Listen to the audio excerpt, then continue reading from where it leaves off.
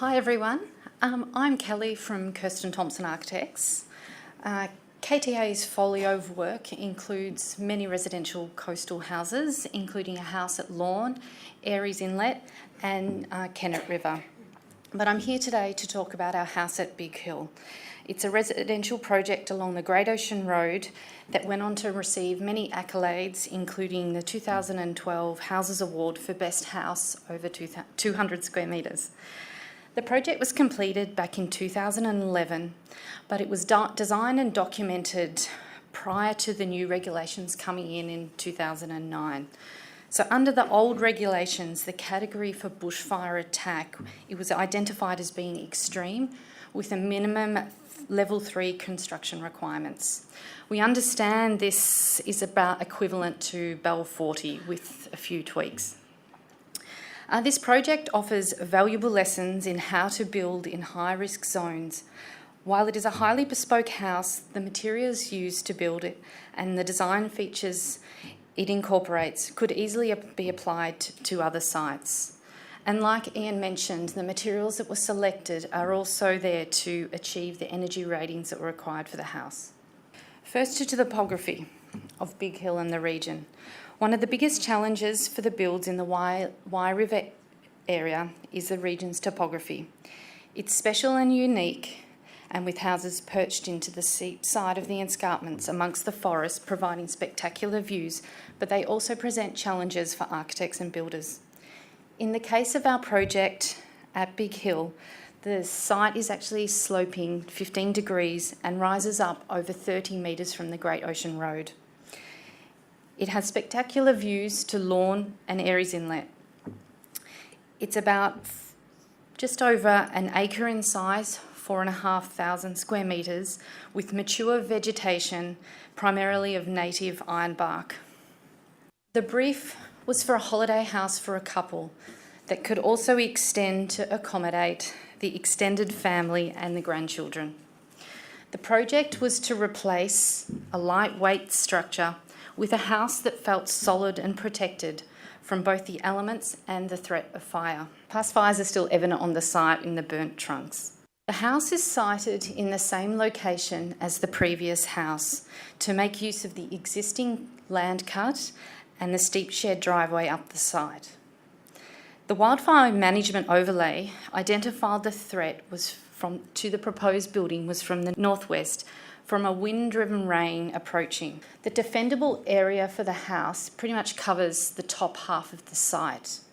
The firefighting coupling is located down the site, down the hill, and extends all the way back up to an above-ground water tank, which is used not only for firefighting but also the potable water for the house. The access difficulties, combined with the relative remoteness of the site, presented constraints when it came to selecting materials and building methods. The house at Big Hill is double-storey and incorporates a triangular plan. It's semi-recessed into the slope with its long side, acts as a retaining wall onto the slope. The entry is actually from the northern deck in here into this main living space, and on this level there's an additional living space and a main bedroom behind. Then on the lower level there's additional living and bedrooms which spill out onto a grassed play area.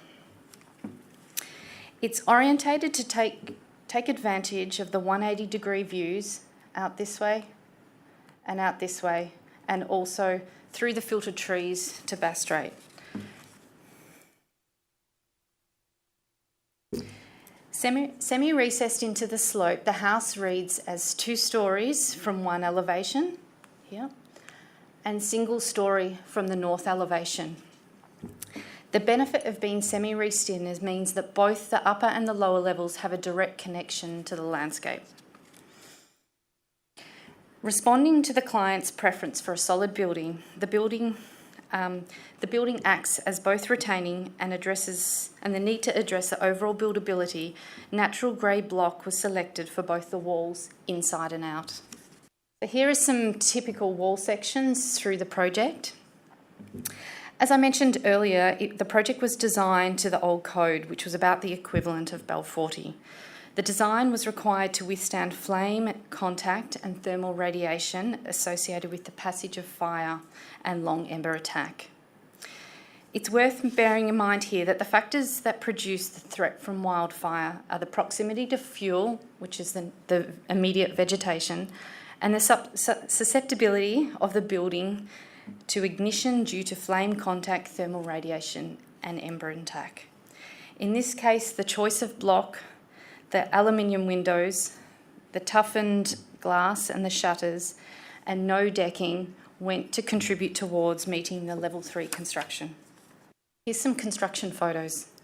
So unlike our other houses in bushfire locations at Hanging Rock and Apollo Bay, both of which comprised of terracing to accommodate the steep sites, Big Hill has a relatively small footprint.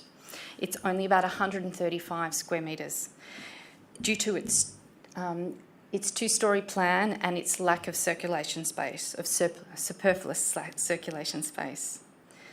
The compact footprint, furthermore, went to minimise the amount of clearing and site excavation required to meet the BEL requirements. The house embraces concrete masonry, both highly fireproof materials, among other features.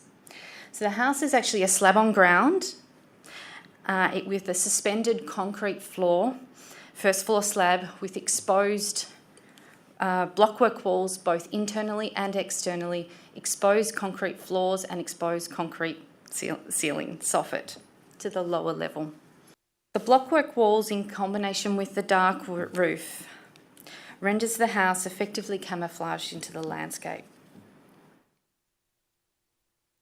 Then when we move into the interior, we undertook multiple studies to create niches and accents of timber along the perimeter walls which would offset the brutalist palette.